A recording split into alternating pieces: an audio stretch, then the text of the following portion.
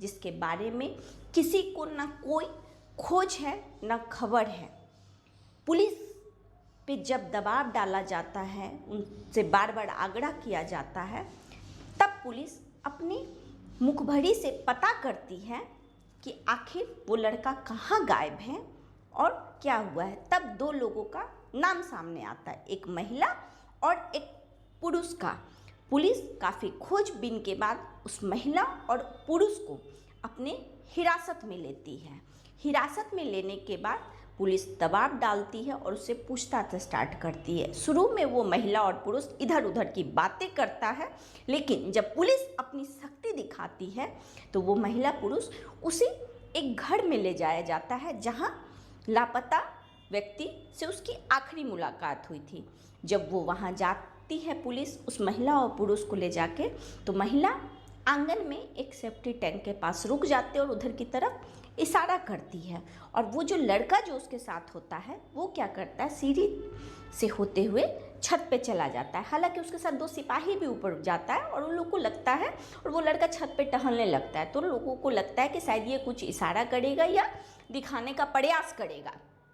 लेकिन वो लड़का क्या करता है, मौका पाते ही वो छत से फांद जाता है। और जो छत से जो फांदता है ना, तो एक बड़ा सा नाला होता है और गंदा सा नाला होता है। जाके वो नाले में वो कूद जाता है और नाले में कूदने के बाद वो नाला फिर फांद के वो भाग जाता है। पुलिस के हाथ नहीं लगता है। पुलिस नीचे आके जो दो सिपाही होते बताते हैं, तो पुलिस बोलता है उस महिला को, वो लड़का को तो आज न कल पकड़ ही लेंगे, लेकिन तुम बताओ कि मामला क्या है। जब पुलिस थोड़ी कड़ाई दिखाती है तो वो महिला बोलती है, इस सेफ्टी टैंक में उसका लाश है। पुलिस को बड़ा अजीब लगता है, लेकिन नगर निगम वाले को वो बुलाती है, पुलिस बुलाती है और 2.5 घंटे के बाद 3 घंटे लगता है सेफ्टी टैंक की सफाई होती है और उसमें से एक बॉडी निकलती है जो 3 टुकड़ों में होती है। पुलिस उस बॉडी को अपनी हिरासत में लेता है और उसको पोस्टमार्टम के लिए भेज देता है। मैं रजनी श्रीवास्तव आपके सामने एक ऐसी कहानी लेके आई हूँ कि ये महिला कौन है, उसके साथ वो पुरुष कौन है और मरने वाला कौन है, जिसकी पूरी कहानी आप जान के खुद सोच में पड़ जाइएगा, भौचक्का रह जाइएगा कि क्या आखिर दुनिया में ऐसा भी होता है। ये कहानी की शुरुआत होती है यूपी बलरामपुर जगह साल 2000। राम जी, सुलोचना और उनका बेटा शिवा सक्सेना, लगभग 13 साल की उम्र का था शिवा सक्सेना।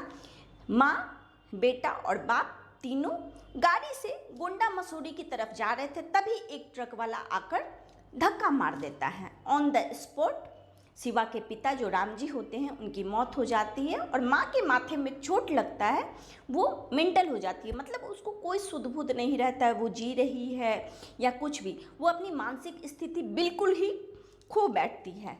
और धक्का लगने पे शिवा थोड़ा दूर जाके गिर जाता है, लेकिन ईश्वर की कृपा से शिवा को कुछ नहीं होता है। शिवा अपनी माता को लेकर घर में रहने लगता है। छोटा सा बच्चा बहुत प्रयास करता है, अपनी माँ का ख्याल रखता है और खुद की पढ़ाई पे भी ध्यान देता है। वक्त आगे बढ़ता चला जाता है और समय के साथ कुछ सालों के बाद शिवा की माँ का भी देहांत हो जाता है। देहांत के बाद शिवा कोशिश करता है अपनी ज़िंदगी संभालने का, लेकिन एक बच्चा आखिर कर ही क्या सकता है। अगल बगल के जो लोग होते हैं वो शिवा के मामा को कांटेक्ट करते हैं, जो लखनऊ में इंदिरा नगर में रहते हैं, जिनका नाम जनक राम होता है।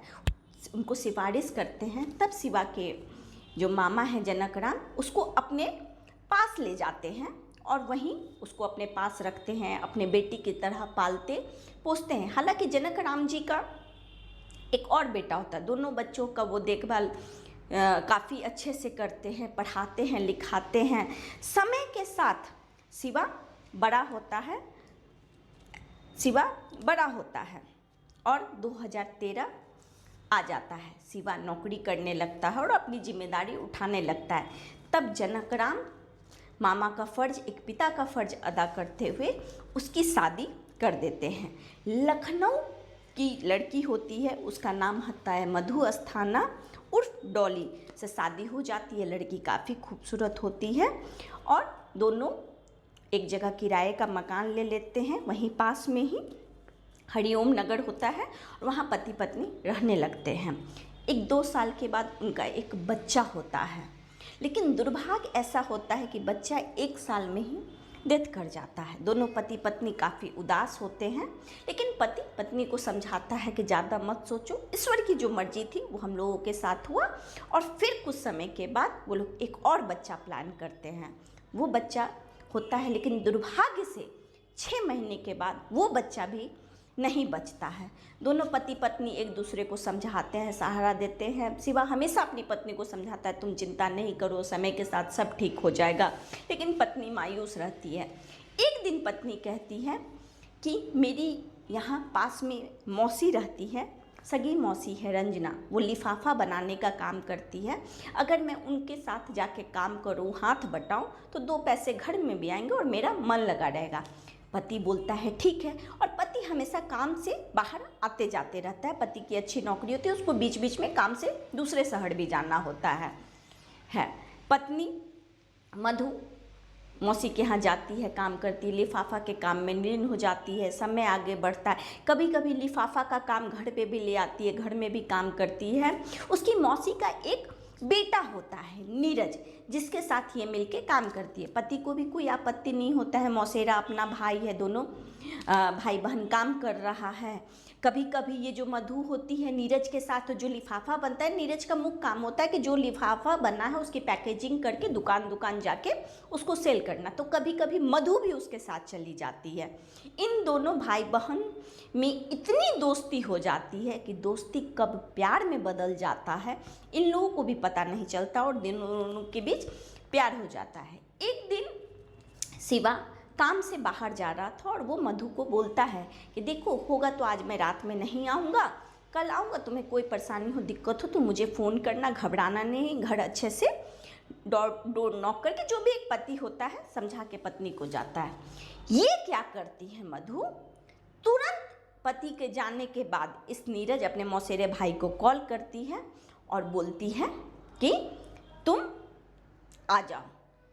आ जाता है नीरज, फिर जब जानता है कि आज जीजा जी नहीं आएंगे तो ये रात में साथ में रुक जाता है। दोनों आराम से मज़े कर रहे होते हैं, लेकिन शिवा का काम खत्म हो जाता है और सोचता है क्यों ना पत्नी को सरप्राइज़ दे। तो वो मेन डोर से ना आकर पीछे वाले डोर जो जिसका दीवार का हाइट भी कम होता है उसको फांद कर आ जाता है कि आज पत्नी को सरप्राइज़ करेंगे, और पत्नी के लिए कुछ गिफ्ट भी लेता है। लेकिन जैसे ही वो डोर के पास जाता है, सुनने का प्रयास करता है, तो कुछ अजीब आवाज़ आती है। जो पति भौचक्का हो जाता है, उसका मन व्याकुल हो जाता है और वो गुस्से में दरवाजे पे लात मारता है। जब दरवाज़ा खुलता है तो पति मानो जैसे सांप सूंघ गया हो, उसकी पत्नी अपने ही मौसेरे भाई के साथ संबंध बनाते हुए दिखती है, बिना कपड़ों के, आपत्तिजनक स्थिति में। पति को बहुत गुस्सा आता है, मधु को 2-4 थप्पड़ लगाता है। जब नीरज बोलने का प्रयास करता है बीच में तो उसको भी मारता है। तो दोनों जब एक दूसरे को मार खाते दिखते तो दोनों को इतना गुस्सा आता है कि ये दोनों मिलकर शिवा को मार देते हैं, गला घोट कर, और मारने के बाद बॉडी तत्काल वहीं रहने देते हैं। ये दोनों रोज़ की तरह अपने अपने काम पे निकल जाता है। अगल बगल लोगों को कोई शक नहीं होता है, क्योंकि सब जानते थे इसका मौसेरा भाई है, ये लड़का आता है, और चूँकि ये तो बाहर गया था तो किसी भी इसको आते हुए नहीं देखा। फिर जब ये लोग अगले दिन काम से आता है तो शिवा के लाश को 3 टुकड़े करता है और सेफ्टी टैंक में डाल देता है। जब सब चीज़ कर देता है, ये लोग अपना आम जिंदगी जी रहे हैं। लेकिन 2-3 दिन के बाद करवा चौथ होता है। ये मधु जो पति को मार चुकी है खूब अच्छे से सज धज के तैयार होती है, करवा चौथ करती है। अगल बगल की लेडीज आती है, गाना होता है, जो अपना रस्म रिवाज होता है। तो अगल बगल की लेडीज पूछती है कि पति कहाँ है, तो वो बोलती है पति तो काम से गए हैं, लेकिन वो नहीं है तो क्या हुआ, मैं तो उनके लिए व्रत तो करूँगी ना, फास्टिंग तो करूँगी, ये मेरा फ़र्ज है। अगल बगल की लोगों को, महिलाओं को किसी को शक नहीं होता है। और 15 दिन के बाद इसे मौका लगता है और ये मकान मालिक से बात कर लेता है और ये लोग डेरा छोड़ देता है, डेरा दूसरे जगह जाके ले लेता है। जब ये डेरा लेता है तो लोगों को लगता है कि नीरज जो इसका प्रेमी है, इसका जो मौसेरा भाई है, ये दोनों पति पत्नी हैं और ये लोग आराम से वहाँ रहना स्टार्ट करता है। लेकिन कुछ दिन के बाद मधु का जो भाई होता है आकाश, वो बोलता है जीजा जी को फ़ोन करता हूँ दीदी, तो नंबर ऑफ, आखिर जीजा जी है कहाँ?